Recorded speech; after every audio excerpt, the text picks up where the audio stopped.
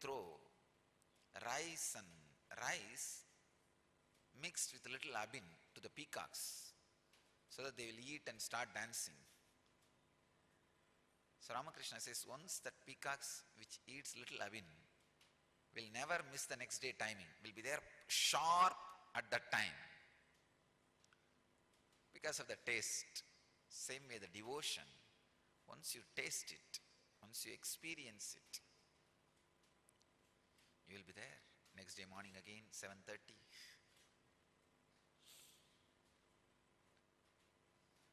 It is so sacred. I have experienced it with Arunagiri Yogeshwara. The very idea you and the object of your devotion is separate will disappear. You just do not know what to give, how to give, what to do. Still I remember when early morning I get up to go and see him, I look around all over the house and I always used to feel, I used to read in the Ramayana that Ravana took the whole house in which Sita was when he kidnapped Sita. Actually in Tamil there is another version of Ramayana, Kamba Ramayana. A great poet saint Kamba wrote that. When he wrote, he did not translate some parts as it is in Valmiki. Valmiki says, just Ravana physically handled Sita, took her and put her in his flight and took it away, kidnapped. But somehow Kambar was not happy with that idea. So he says that he lifted the whole house in which Sita was staying, put it in his flight and kidnapped. So early morning when I wake up and get ready to go and meet Arunagiri Yogeshwara, that is the way I will feel.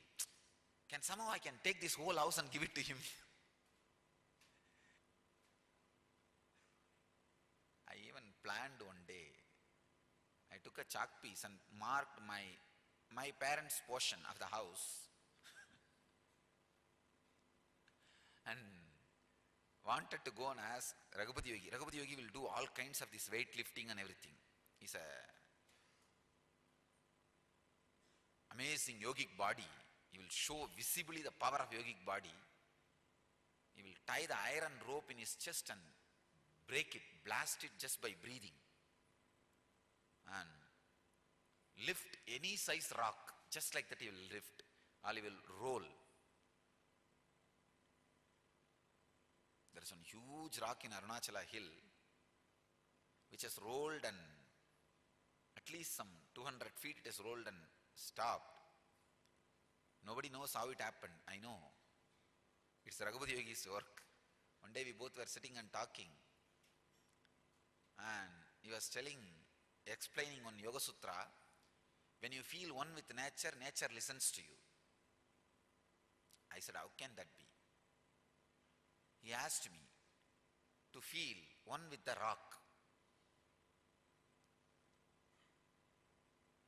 I just contemplated, meditated, and I was feeling one with that rock. Huge boulder. When I was in that ecstasy, he just moved my hand. Suddenly, without telling me, he moved my hand. I literally saw the whole boulder rolling. I did not touch, there is no physical contact with that rock, boulder. Just that feeling one with that rock, when he moved my hand and that boulder started rolling, I started shouting, oh, what happened, what happened, what happened, what is happening? Stop, stop, stop. Then he stopped my hand and the boulder stopped. I think from that time only I started shaking people.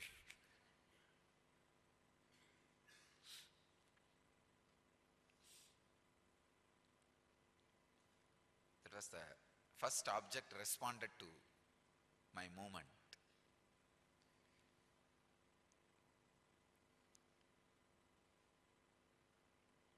I actually wanted to ask him, can you lift this house and bring it and give it to Arunagiri Yogeshwara? He was laughing. He asked me, why did you put a mark? I said, I should take only my parents' portion, not anybody else's.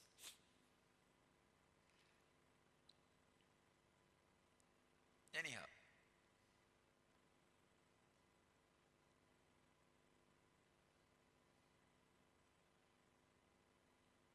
early morning before going to the Arunagiri Yogeshwara, I'll have my one dhoti.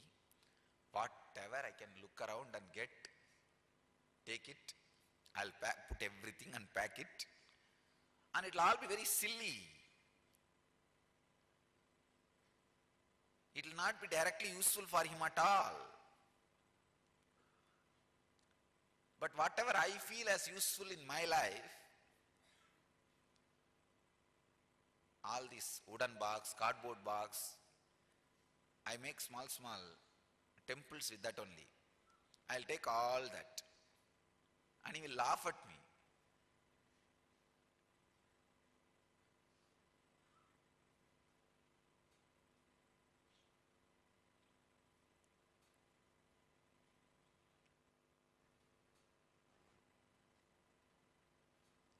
One day I wanted to stitch a shirt for him. I remember. I took a measurement with a rope to stitch a shirt. He was laughing.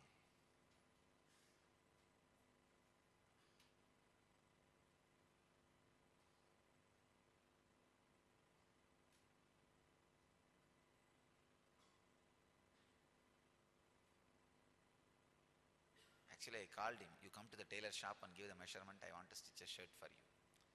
He said, no, I will not come to tailor shop and all, you yourself take a measurement and give it to tailor. We had one family friend tailor. He's a very good person. I said, no, he's a very good person. He will stitch and give you the right measurement and everything. Somehow that Arunagiri Yogeshwara said, no, I don't want to come, you take it and give the measurement. But finally it never got materialized. Never, because this tailor will ask, no, I want this measurement, get it. Next day I will bring that measurement. Then he will tell, no, I want this measurement also, bring it. Finally, till the end we were not able to take all the measurements at all. I was never able to give all the measurements, so it never got materialized. But I used to feel, whole day I'll feel, what can I take it to him? What I can get?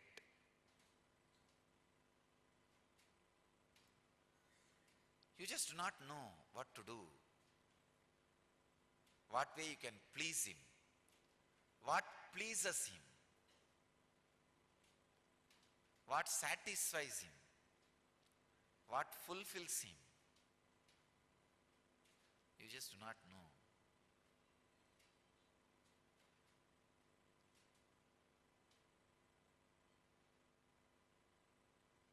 Devotion is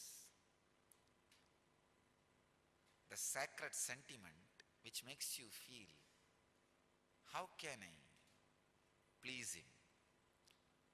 You know very clearly you can't fulfill him, he is already fulfilled. But how can I please him? What I can do to please? How can I pour myself on him?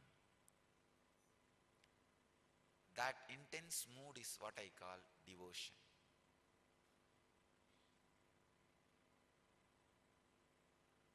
I think I'll leave you today with this one sentiment, sacred sentiment. Contemplate on it. This is my message for Devotees' Day. Imbibe, imbibe, imbibe. Just be soaked in this one sacred sentiment. How can I please him? To whichever object or deity or God or Guru you are devoted, again and again and again soaking yourself in that sacred sentiment of how can I shower me on him and please him. Again and again and again, soak yourself, fill yourself. in this one sacred sentiment, you will melt in devotion. I bless you all to melt in devotion, experience fulfillment in devotion. Let you all achieve, experience, live, express, radiate and share the eternal bliss. Nityananda. Thank you.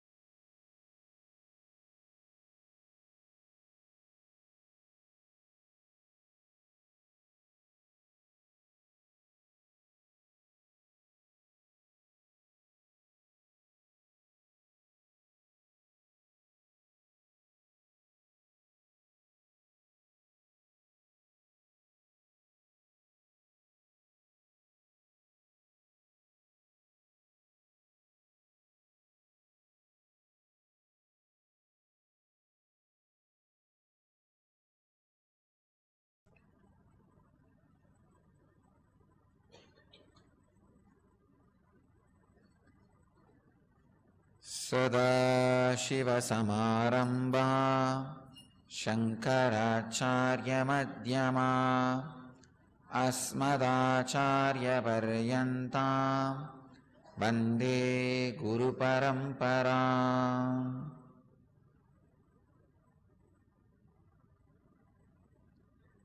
I welcome you all with my love and respects.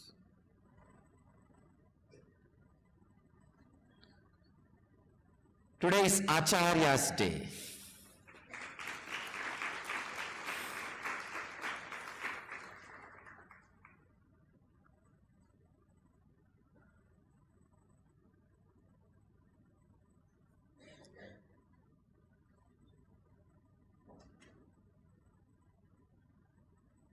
Acharya means the man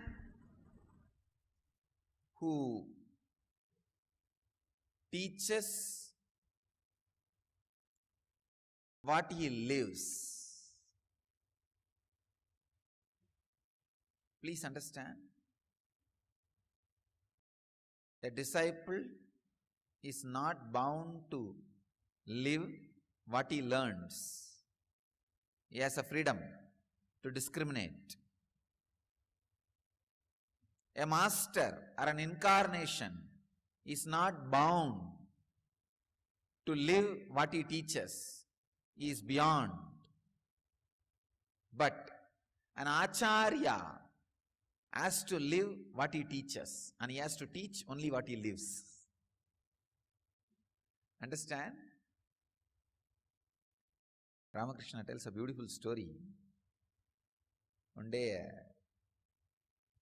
boy was taken to a doctor.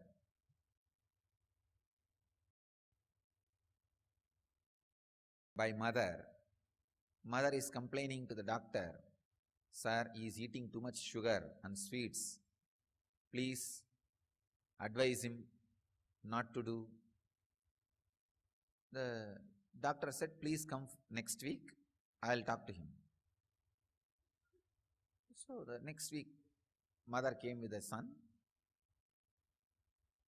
Doctor said, "Don't eat too much sweet, it is not good for health," and he advised the son. He was also ready to listen. He sent them. Mother, before leaving, asked, "You could have told this last week itself. Why did you make me come second time?" Doctor says, No. Till last week even I used to eat too much sweet. I myself eating too much. If I tell this to him, my words will not have power over him.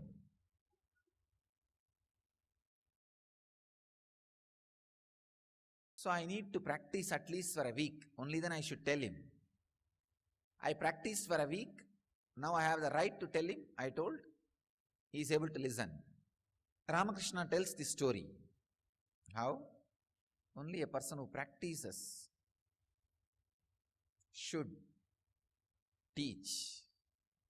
But if you see in his own life, he himself will teach which he never practices. And he will tell people also, I am different, you are different, you do that. Please understand, neither a master, an incarnation, is bound to live what he teaches, nor a disciple who learns is bound to live what he learns, but an acharya is bound to live what he teaches. Understand the science of teaching. I am giving you an important clue on important truth about teaching.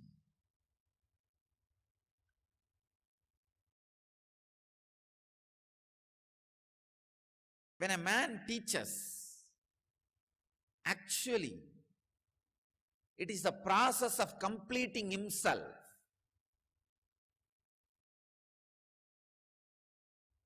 That is why every time after a ASP, LBP program, our teachers feel so full, fresh, alive, complete.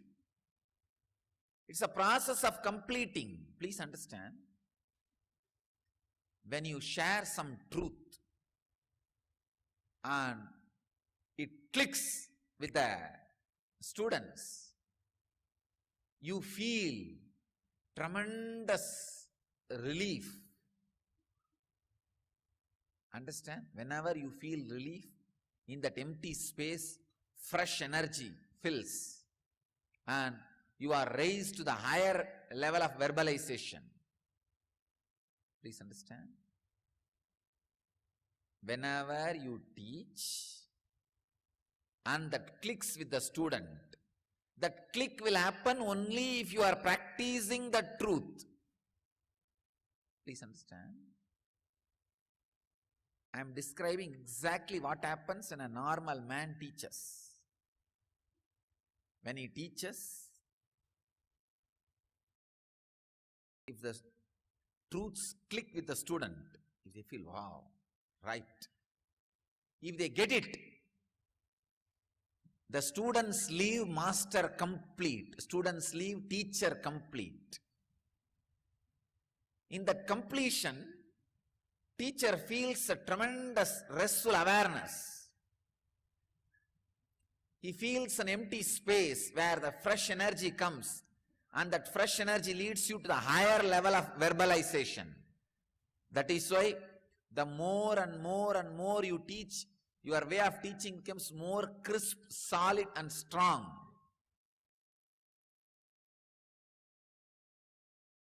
I tell you, teaching is the best profession if you can live that. It's the best lifestyle if you can live that.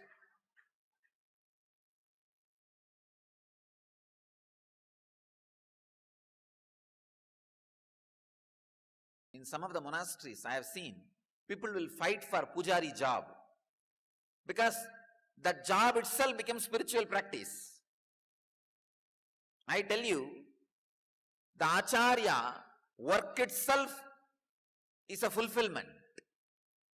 Because every time when you teach and it clicks with the student, you have a big relief.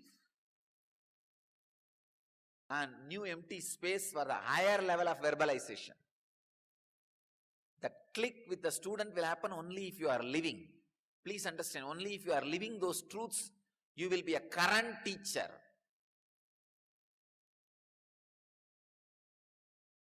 Otherwise, you will be a dead teacher.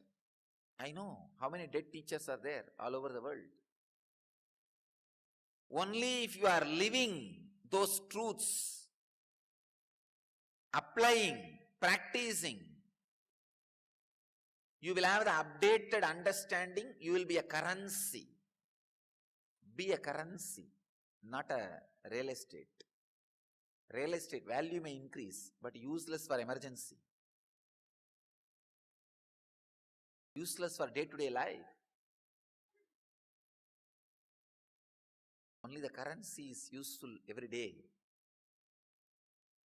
So an acharya has to be living every day. Whatever he teaches, for example, an LBP acharya, the 7 major concepts only he is teaching. Fantasyless Muladhara is a fulfillment. Fearless Swadhisthana is the ecstasy. Worryless Manipuraga is peace. Sharing love, the heart which pours, is a ultimate excitement. Non-comparing Vishuddhi is a unique energy. Egoless Anya is an ultimate mystery.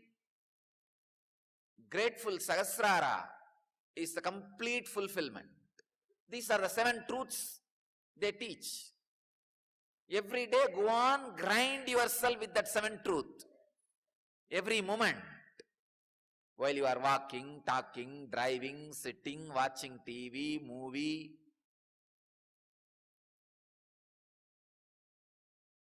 Anytime. Go on grinding yourself with these 7 truths. So naturally you will have new ideas to live those 7 truths. New way of telling those 7 truths. Just now, how I express 7 truths, I have never expressed in the same way earlier. I have suddenly redefined the whole ASP. Whatever you are teaching, same truth, suddenly I put it in a complete new way. If you look back, oh God, the whole ASP is over in the 7th statement. And the way never you thought about it. Because I am living it. That's the reason. New way of expressing. Understand? For you also. When you are living it, you will have the new way of expressing. And naturally, you will feel the higher and higher level of verbalization. A teacher who is able to feel the student click with the truth he is teaching will leave the student complete and leave himself complete. When you are complete, you will feel tremendously relieved. The old verbalization will leave your system and create a new space for the higher verbalization.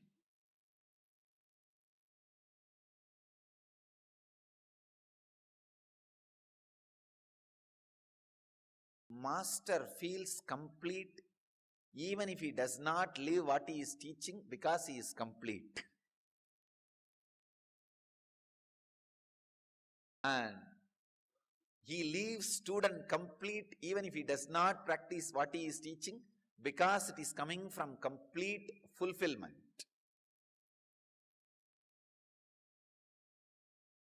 He is in the highest visualization and verbalization. So, as far as the master is concerned, neither need to practice, he doesn't even need to teach. He can just sit. His very presence will be completing himself and others.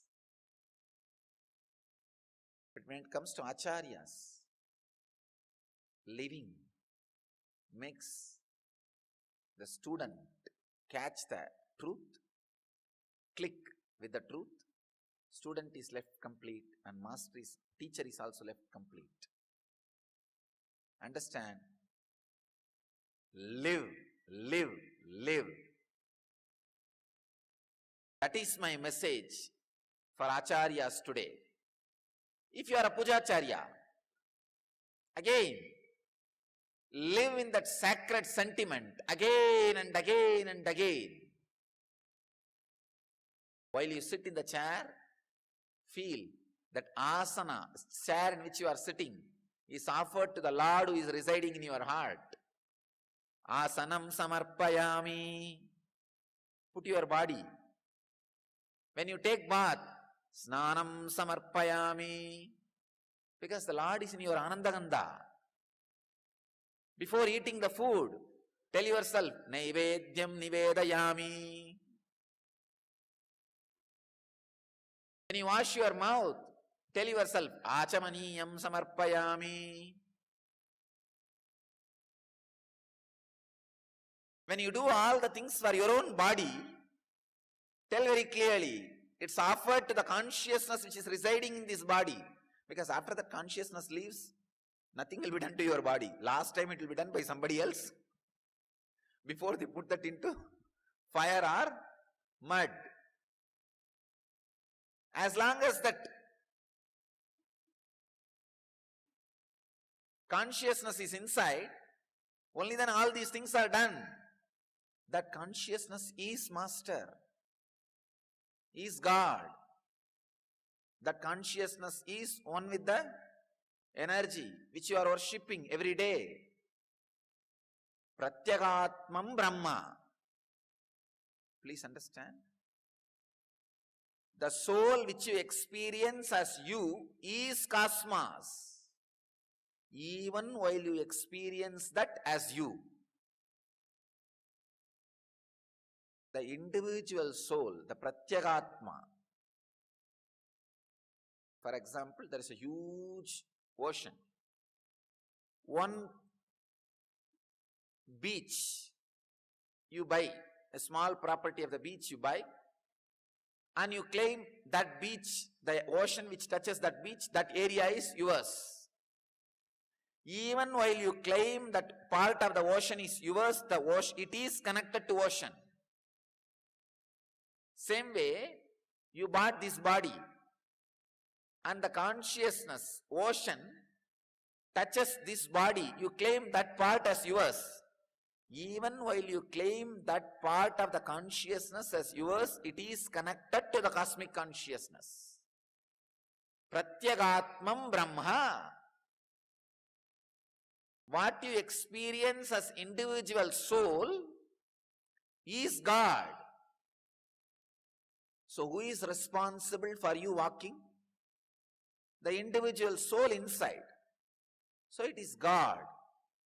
Morning when you wake up, tell yourself, Suprabhatam. While you wash your teeth, Achamaniyam samarpayami. While you eat, Naivedyam nivedayami. While you wash your mouth again, Punarachamaniyam samarpayami. When you put your cloth on the body, Vastram samarpayami. Live in that sacred sentiment of puja.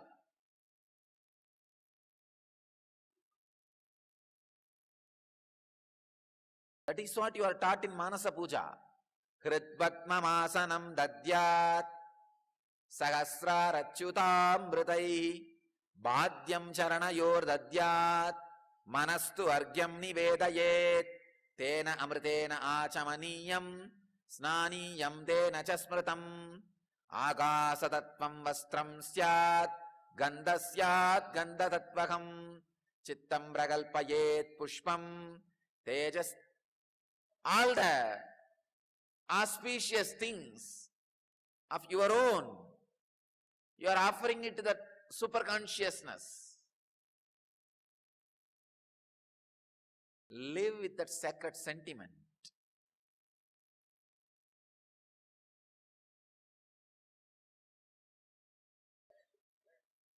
When you live, you will leave the student complete and yourself complete. Pujacharya is an amazing method of raising yourself to the higher and higher levels of visualization. Dhyanacharya means ASP Acharya is a method to leave you to the higher and higher level, raise you to the higher and higher levels of verbalization.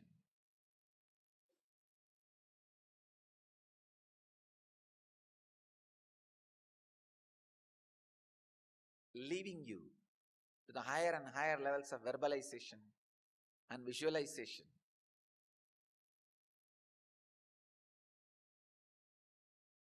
Is the purpose of making you as LBP Acharya, Pujacharya. Of course, Yogacharya. Again, only if you live, you will be able to teach. If you are not able to bend your body, you will not be able to teach. Same way, Jnanacharya. Only if you live, you will be able to share new, higher truths.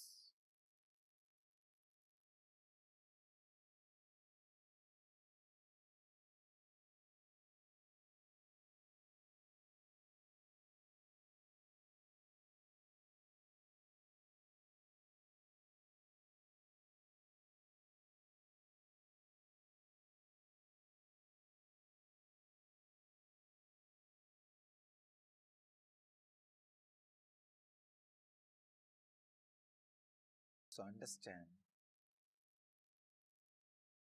Acharya means a man who lives what he teaches. Because he is living what he is teaching, he makes disciple click, the student click with the truth. When it clicks, when a student catches it, he leaves the student complete. Because of that, he feels complete. Because of his completion, the new empty inner space is created where the higher level verbalizations happens. So,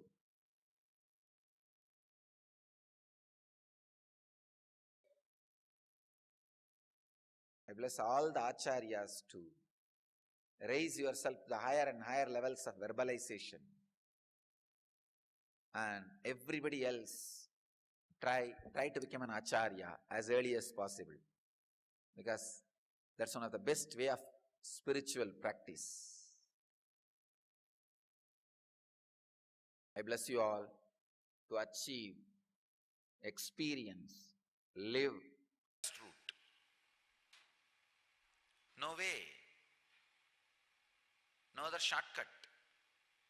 Just decide for money how you need to work. Same way, for relationship, good relationship, you need to work. You need to be sensitive about the whole thing. Relationship is not a business. It is not a bargain. It's an art where you need to spend time, energy, intelligence and create it. Or just get out of everything and become a sannyasi. You should have done that. Of course, not after getting married.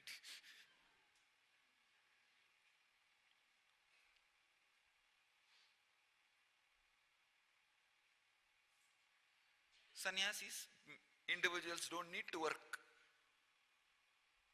for relationship. Same way, they will not have the many benefits of relationship. Relationship does have some benefits. Surely, they will not have that benefits. So if you are interested in the benefits of a relationship, no other way, you will have to work for it. And I tell you, if you can't even work for one relationship, I don't think you will be able to work for making your body and mind in tune, your life in tune. It's not that easy job, that easy joke. If you can't even work with the visible part, how are you going to work with the invisible partner? Understand? Visible partner, invisible part. Visible part, invisible partner. You call it as part or partner. If you are not able to work with the invisible, how are we going to work with the visible? No. If you can't even work with the visible, you can't work with the invisible. So I can say, working with the relationship itself is a sadhana. I know many of you are thinking, it looks like sadhana only, Swamiji. Itself is a sadhana. Maybe I'll give this one word as message for my couples day. This couples day message: learn to be unclutched so that you can intensely, lovingly, deeply be clutched without friction.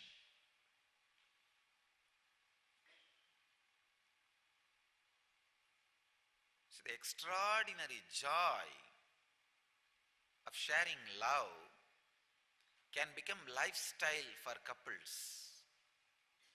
Please understand. It can become lifestyle for couples when you just know how to unclutch, where to put the boundaries, where the other person needs you, where you need yourself. The whole fight is you always see where other person needs yourself, saying no to that you feel as you need yourself. No. Your need to be with yourself and other person's need for yourself never clashes. Understand? But you create the imagination, it clashes. Then saying no to other person becomes an important identity for you.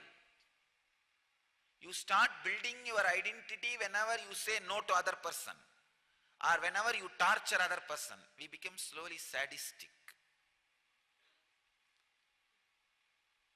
Thousands of marriages break every day just because of this misunderstanding. Saying no to other means saying yes to yourself. No. When you say no to other in ignorance, you are actually saying no to you. Because you don't really look in. Am I really saying yes for me, or I am just saying for the sake of no to the other person? Look in. If you look in, you will realize never the yes to other person in yes to you clashes with each other. Yes to you and yes to the other person never clashes. So you need to know the basic truth. You need to understand the basic truth. You need to remember this basic truth. Saying no to the other person is not always saying yes to you. Saying yes to you is not always no to the other person. Saying yes to the other person can be saying yes to you. So remember this one thing and look in. Don't handle your life with ignorance. Even if you made the decision of marriage out of ignorance, don't continue to live in ignorance. Ignorance can be disconnected. Ignorance can be destroyed. That is the greatness of ignorance. It can end. The greatness of knowledge, it never ends. Greatness of enlightenment, it never gets disconnected or you never lose it. Greatness of ignorance is it ends. It can be ended consciously. I bless you all to end the ignorance consciously. And I bless you all to live, to achieve, to experience, express, radiate and share the eternal bliss, the Nityananda. Thank you.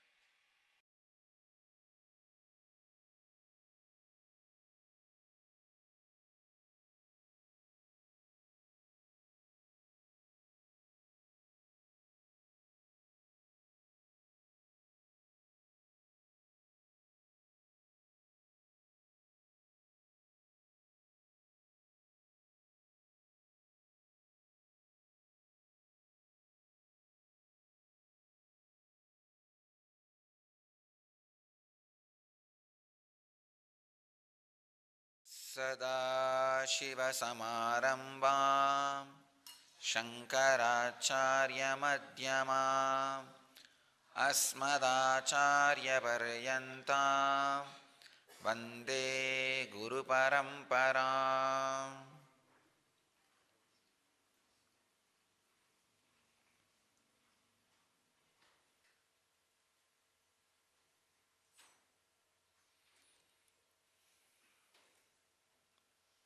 I welcome you all with my love and respects.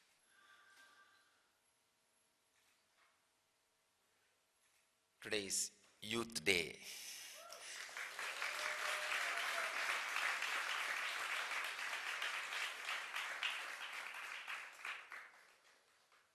I'll define youth.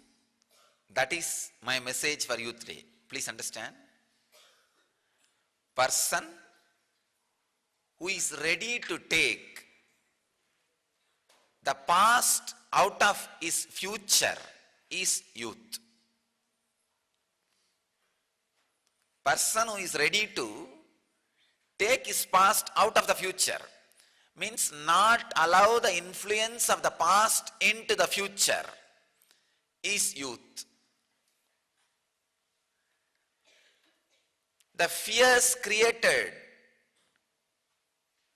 by the so-called unpleasant incidents of the past or the greed created by the so-called pleasant incidents of the past should not be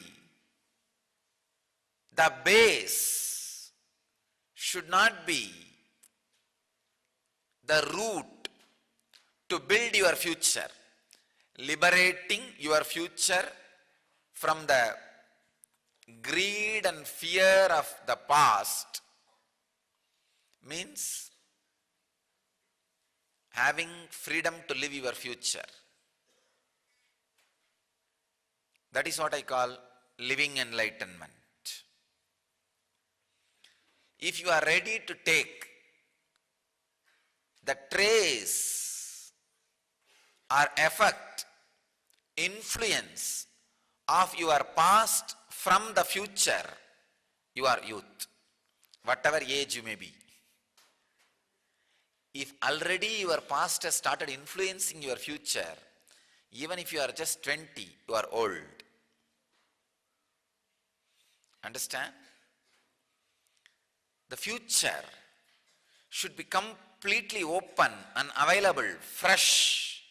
When you look in, it should look fresh, alive, vibrant, exciting. Not because of the expectations or the traces, influences of the past. No, just as a fresh flower, ready to go into the fresh future. Unfortunately, projecting all the insecurities of the past into the future, human beings feel very secure.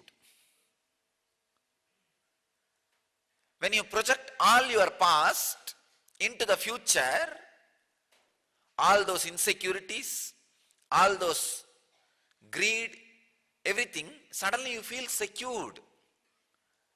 And you want only that kind of future. I am surprised how the ignorance makes human beings feel insecurity as security and security as insecurity. If your future is clean and fresh, not influenced by the mental setup, the suffered consciousness, understand? Almost all human beings who are not initiated into living enlightenment carry suffered consciousness. Please understand, battered consciousness. So out of that, when you project your future,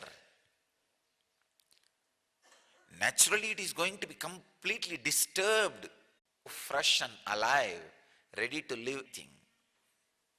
That is why I am saying, please understand.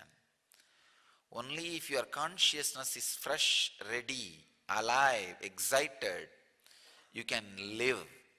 Otherwise, everything else is a deep torture. Nothing but a deep torture. Understand these basic lessons. Just today morning,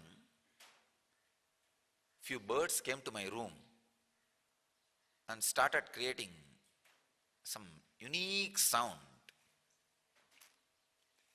Very unique, not crying or very unique sound. I woke up and I was just listening. What do they mean by that sound? I could see very clearly. With a deep, restful awareness, they were chanting Nirvana Shatkam.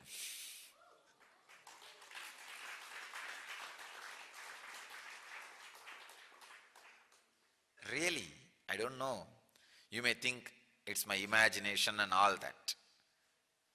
I really felt I should call the brahmacharis who are taking care of me and tell them to record the audio thing. But before even I could execute that command, I fell into samadhi, enjoying that. They were chanting so beautifully that if I could record it, you will exactly see that not a single rhythm was missing.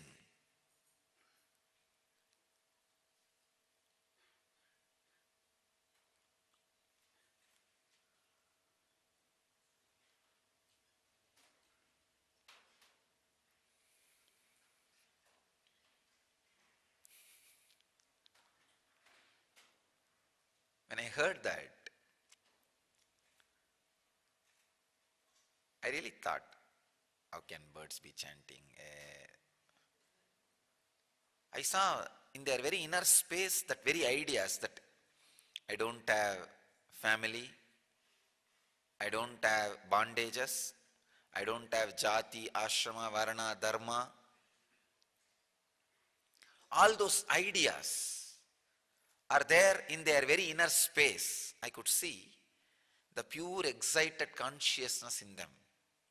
Of course, surely they are not ordinary birds. Some enlightened consciousness living in that form of bird, being in this area, maybe for my presence is great.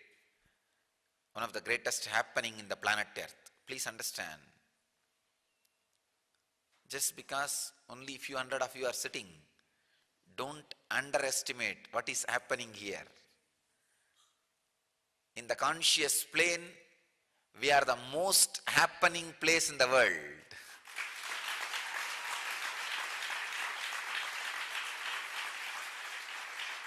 See, if you see the plane of economy, Wall Street is the most happening place on the world.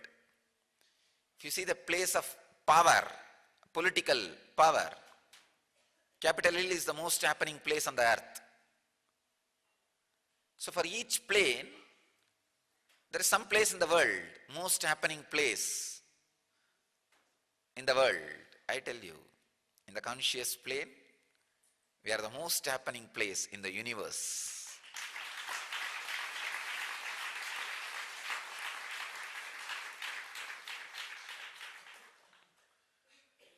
When I declare this kind of great truths, it takes little time for people to understand, but they always understand. Because I did not land with nobody to understand. I already sent at least few millions who will completely imbibe me, at least few billion who will completely understand me. So don't worry. This time I have updated my edition and version and everything. So we are the most happening place in the consciousness. I could see, I'll exactly translate and tell you the inner space. May not be the exact word, but the inner space of the bird.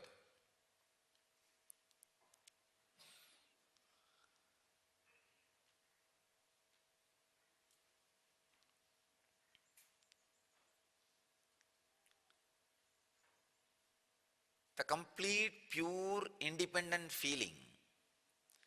Each soul lands on the planet Earth on its own, and it flows to achieve its fulfillment, and the purpose of it is achieving the fulfillment. That's all. Maybe the modern day youth need to understand this one truth. Then they will be out of thousands of problems related to marriage and divorce. Vedic marriage is the ultimate solution for this great problem. The oldest problem humanity is facing, still unable to solve, which is called marriage. Understand, both of you are individuals, happened here to achieve the ultimate. Be together with this one motive, one idea, and help each other, support each other for that goal. If you want, create kids who will progress towards that goal. Practically all the marital problems will disappear.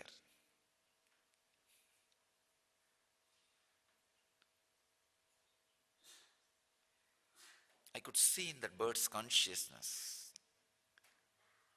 The past is not there at all, is so fresh and alive, I tell you. Keep your inner space fresh and alive and excited to live the future as it comes. I am not saying just take it as it comes. No. When you are fresh, alive, excited, you know how to take it as it comes, and you know how to mold when it comes to you. How to take as it comes, how to mold when it comes to you. It's a knack which cannot be expressed by words. It is just knack. Meditation is a knack. The ultimate technical knowledge is a click. When the technical knowledge clicks with you, you catch the knack of the meditation. It is not some straightforward instructions somebody will give and you will sit and roll with that instruction. No. That is why I am telling you, unclutching. You can never learn by videos or by discourses. No. You will have to sit, and my words, the excitement in my eyes has to click with you. And you will have to sit with that click, and the knack of unclutching has to happen in you. You have to catch. It's a knack.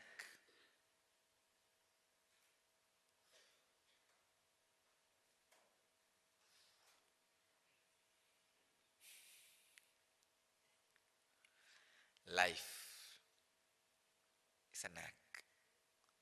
Understand? It's a knack. Do not allow your past,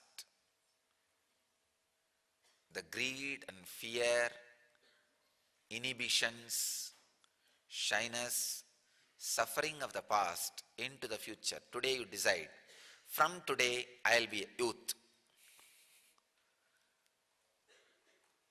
Make the decision. I will not allow my past to be projected into the future. I will live as youth. Youth is related to being, not related to body. Just decide to be a youth. You will celebrate your whole life as Youth Day. So my Youth Day message is, decide to be a youth eternally. Nitya Yavanas. Eternal youth. So decide that all of you will be Nitya Yavanas, means eternally young, eternal youth. Just little intelligence, nothing else. Don't allow your past's constant fear and greed, everything into the future. Live with awareness, radiate, be eternal youth. I bless you all to be eternal youth. I bless you all to achieve, experience, live, express, radiate, and share the eternal bliss. Nityananda. Thank you.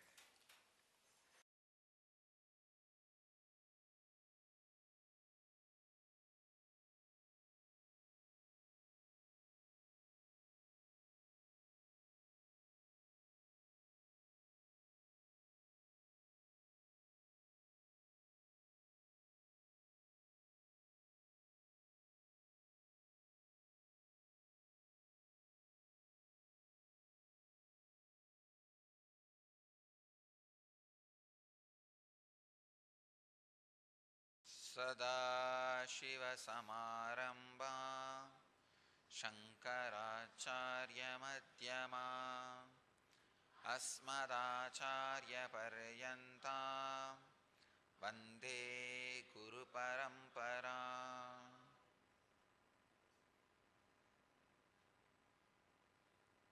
I welcome you all with my love and respects.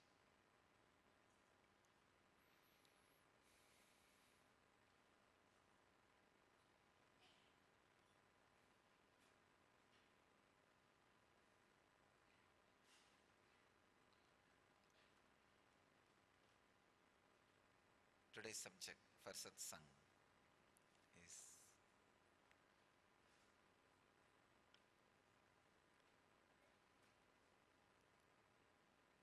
the ultimate wealth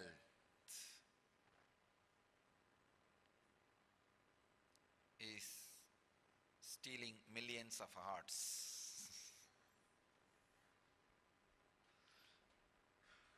Not ordinary wealth, stealing millions of hearts.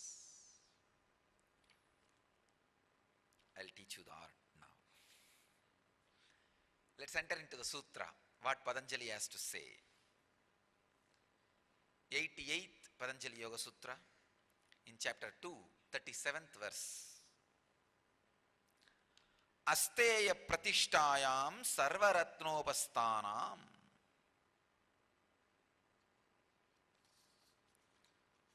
Swami Vivekananda translates this as, by being established in non-stealing, the yogi obtains all wealth. By being established of non-stealing, the yogi obtains all wealth. Swami Prabhavananda translates as, when a man becomes steadfast in his abstention from theft, all wealth comes to him. Swami Sachidananda translates as, to one established in non-stealing, all wealth comes. Naturally, you will be surprised. If you are established in non-stealing, how can all wealth come to you? Because basically the society teaches legal and illegal stealing. That's all about the whole society is about. See, the illegal stealing, theft. Legal stealing is a business. Now the whole world, the whole wealth is all about whether you have it or I have it. If I can make some crooked law that the way you acquired is illegal, then I can have it. Or if I can bend the law and break the law some way and grab it from you and abstain you from going to the law by media pressure, then I have it. This is the whole game. Please understand.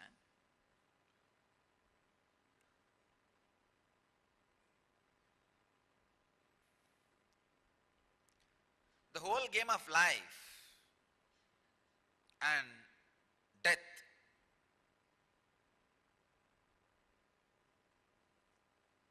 the whole game of wealth and poverty, whole game of light and darkness, whole game of consciousness, unconsciousness.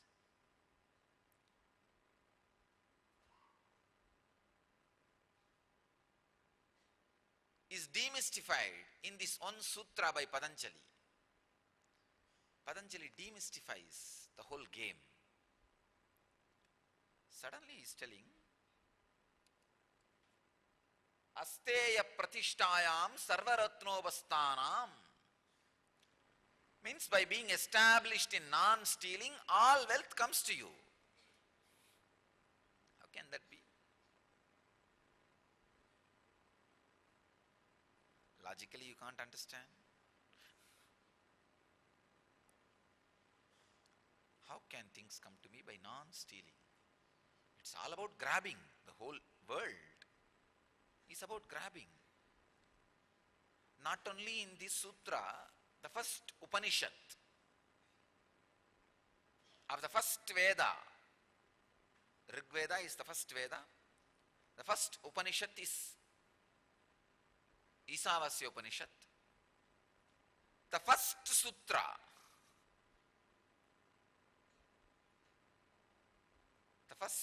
expresses the concept of the ultimate by Purnamada Purnamidam Purnat Purnamadacharye Shanti Mantra. Purnasya Purnamadaya Purnameva Avasishyate. It's a Shanti Mantra. The first idea is Ishavashyam Idaggun Sarvam. Immediate next idea is Ishavashyam Idaggun Sarvam Yatkinja Jagatyan Jagat Tena Tyaktena Bunjidam Akrida Kasya Sviddanam. By non-stealing, enjoy the whole world. By renouncing, enjoy the whole thing. It's again and again surprising. The very logic on which the Indian economy is built is explained in this one sutra. Patanjali proves himself now an amazing economist.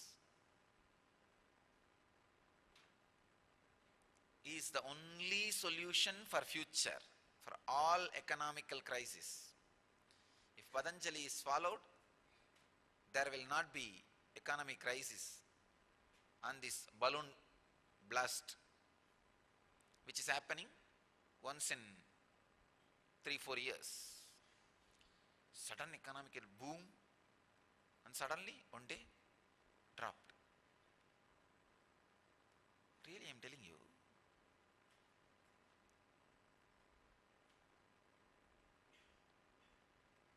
almost all of you who are not working in the lines of agriculture, if you are not grain-based, if you are not in grain-based business, all of you are exploited just by handful of people, fear and greed. If you people, the decision makers, money handlers, if they are afraid of the brand you are building, you are gone. If they are greedy about the brand you are building, you are in high. Your whole life is just played, casually, playfully, jovially. Your emotion, life, inner space, consciousness, everything is just a football. I can say baseball. For just few people who are handling the global economy. Nothing else. Please understand, nothing else. Patanjali is giving one of the greatest solution for all the economical problems. Patanjali is not a communist. He is not a capitalist. And he is not a socialist. That is why he is able to give a pure, right, unbiased solution. Because he himself does not need any wealth under his control. He is able to look at the whole thing objectively and present it. objectively and present it. Understand? It's the most funny thing. Looking at the things objectively, an ability to present. He says, by non-stealing, all wealth is achieved. If just few people in the planet Earth stop stealing, all of us will have all the wealth. That is what it means. Understand? Just few people, handful of people decide we will not steal. You know, when these guys steal, how many lakh crores. The newspaper I was reading, the statistics they are giving, if all the money is brought back to India, what is illegally stolen from India and stored outside India in different banks in different countries, 70 lakh crore, for each family you can donate straight away 2 lakh rupee. Understand? 70 lakh crore for each family, Indian family, you can give 2 lakh rupee. So if just that few people, handful of people decide we will not steal, the whole world will have wealth. That's all Patanjali is saying. Simple logic. Understand? By non-stealing, all wealth comes to us. One more thing, when we have the security, wealth is always here, available to us, we will stop stealing. The storage will stop happening. Please understand. If everybody stops storing and hiding, plenty is available continuously and plenty will be growing continuously, plenty will be created continuously. The problem is, we are caught in vicious rut, vicious circle. Insecurity, you start storing. When the storing and hoarding happens, more insecurity. When the more insecurity, more hoarding and more storing. When the more hoarding and more storing and more insecurity. Patanjali is breaking that rut. Currency has to be circulated. Only if it is in the current, it can be called as currency. If it is stagnant, it cannot be called as currency. As long as it is current, it is currency. Patanjali breaks that cycle, vicious cycle, and he creates virtuous cycle. Live without stealing and hoarding, storing. Suddenly you will see, you will feel the wealth. I am actually trying just on this very concept to build this whole community. Everybody knows plenty is there, everywhere. Whether it is food or housekeeping or shelter, everybody feels secured. Plenty is there. When you feel secured, you release tremendous creativity. I tell you, I can challenge anybody. Please understand, I am throwing a new challenge to the world. Let it be on record. Anybody of my ashramite qualification, anywhere, I challenge you guys to come and challenge the creativity of my ashramites. A challenge. Any field. When there is a deep, secured feeling, the amount of creativity unleashed and the number of hours the creativity and highest awareness maintained in biomemory. The outside world, when you are in so much of insecurity, even if you are creative, the creativity being maintained in your biomemory will not be more than 20 minutes or 1 hour. 20 minutes is minimum and maximum 1 hour, that's all, a day. But here I can show the highest possible creativity is created and sustained at least 20 hours with excitement. When a person is feeling secured,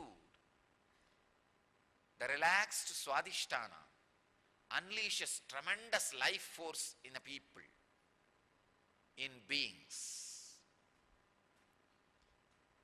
Anybody who has the same qualification outside world, working in insecurity, I challenge, come and see my ashramites. I have created such a deep security for them with all the attack going on me. I can say I am the first and only organization withstood this voluminous religious persecution with all that the ashram activities. Not a single department is shut. We only opened new departments, legal department.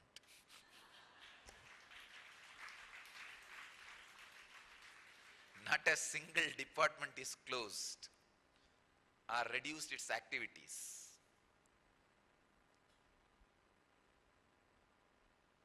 Even when I was arrested and kept in prison illegally, unlawfully, even then, the ashram was running. I know some of the biggest religious leaders of this country, when they were arrested, their own monastery did not supply food for them in the jail after 16 days. 16th day, the monastery people have said, we don't have anybody to cook and send food for you. Eat the jail food. And he has to find some cook inside the jail to cook for himself. I am fortunate. For 53 days they sent food. And we had cook. Not only that, 100 ashramites were continued to stay inside the campus and keeping this whole unit alive.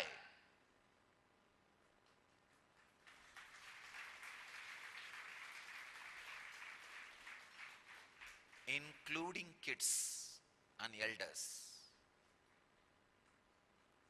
I have created such a strong security for them. Not only they don't steal, they feel they are rich. You will not find in any of their word, action, thought, poverty. When it comes to their personal life, they practice aparigraha, but you will not find poverty in them. They know their father is king.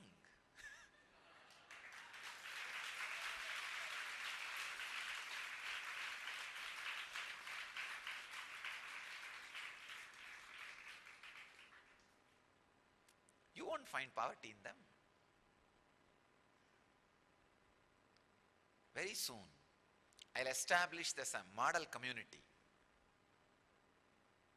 When a community does not steal, hold, store, how it is wealthy and how this model can be reproduced everywhere. Neither capitalism nor socialism or communism. I don't believe in any ism.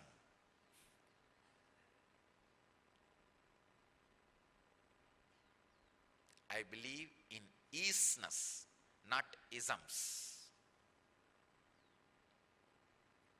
Patanjali is teaching isness. Please understand.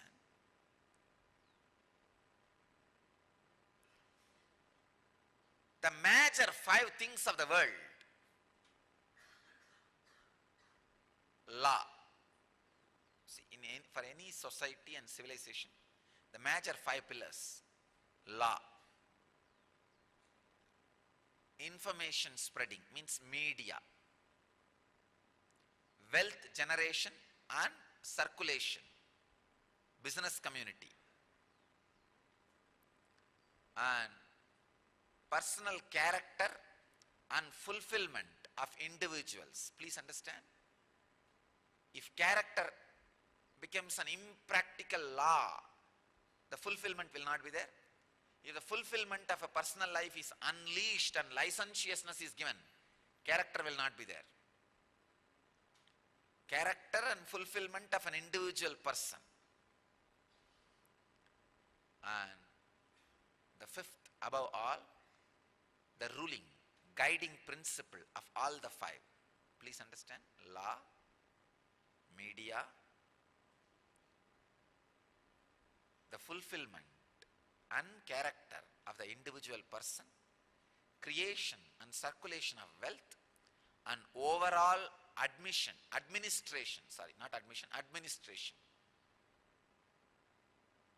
of all these four.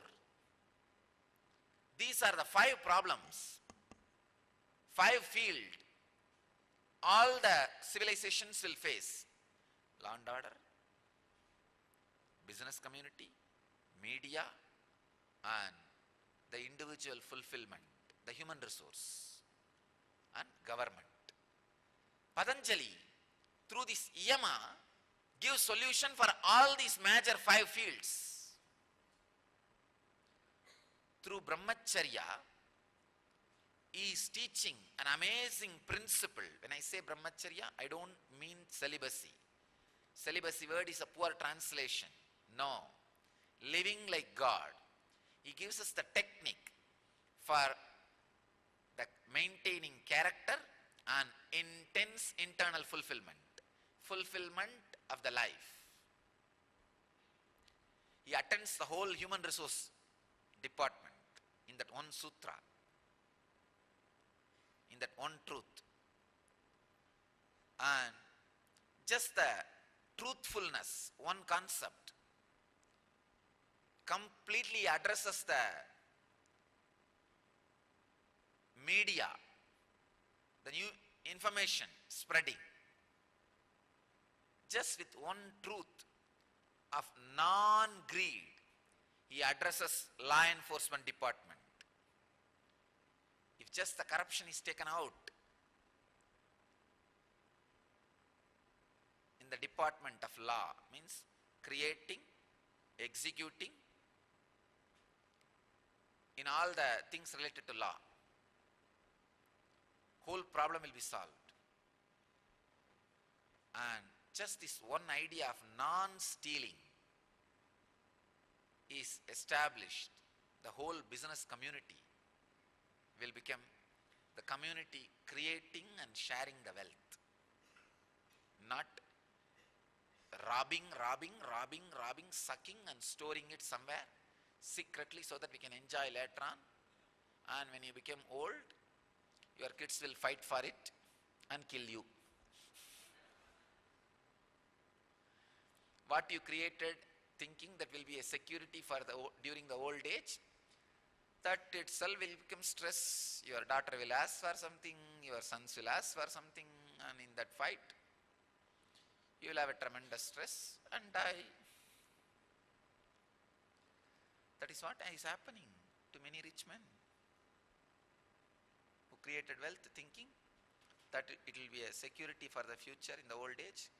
Finally, that only has become danger.